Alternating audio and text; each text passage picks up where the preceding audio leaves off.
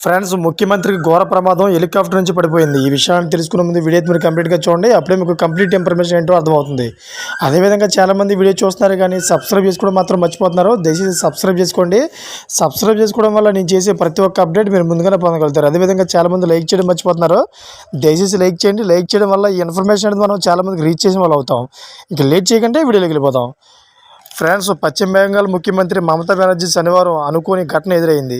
దుర్గాపూర్లో helicopter ఎక్కి సీట్లో కూర్చోబోతుండగా ఆమె ఒక్కసారిగా కాలు జారి కింద పడిపోయింది. ఈ ఘటనలో ముఖ్యమంత్రి మమతా బెనర్జీకి స్వల్పంగా గాయమైనట్లు తెలుస్తోంది. ఈ క్రమంలో ఆమెను భద్రతా సిబ్బంది పూర్తిగా కింద పడకుండా ఆమెను పట్టుకున్నట్లు సమాచారం. మమతా బెనర్జీ ఎన్నికల ప్రచారంలో భాగంగా శనివారం మధ్యాహ్నం పశ్చిమ వర్ధమాన్ జిల్లాలో హెలికాప్టర్ లోపలికి వెళ్లారు. అప్పుడు ఒక్కసారిగా బ్యాలెన్స్ తప్పిపోయి కింద పడిపోయారు. వెంటనే భద్రతా సిబ్బంది అలర్ట్ అయ్యి ఆమెను సీట్లో కూర్చోబెట్టినట్లు సమాచారం. వెంటనే మమతకు ఆమె దగ్గర ఉండే వైద్యులు ప్రథమ చికిత్స అందించారు.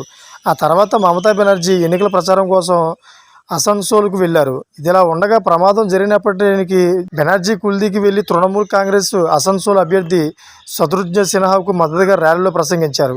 ఇదిలా ఉండగా కొన్ని నెలల క్రితమే మమతా బెనర్జీ ప్రమాదానికి గురయ్యారు.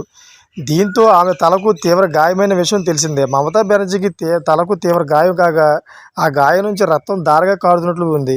ముఖంపై నుంచి రక్తం కారుతూ కళ్ళపైకి, ముక్కుకి, నోరు నుంచి కూడా మెదడు వరకు రక్తం కారుతూ ఫోటోలు కనిపిస్తుంది. వ్యాయామం చేస్తూ ఉండగా మమత కింద పడిపోవడంతో ఆమె నుదుటికి ఏదో వస్తువు గట్టిగా తగిలినట్టు కనిపిస్తుంది.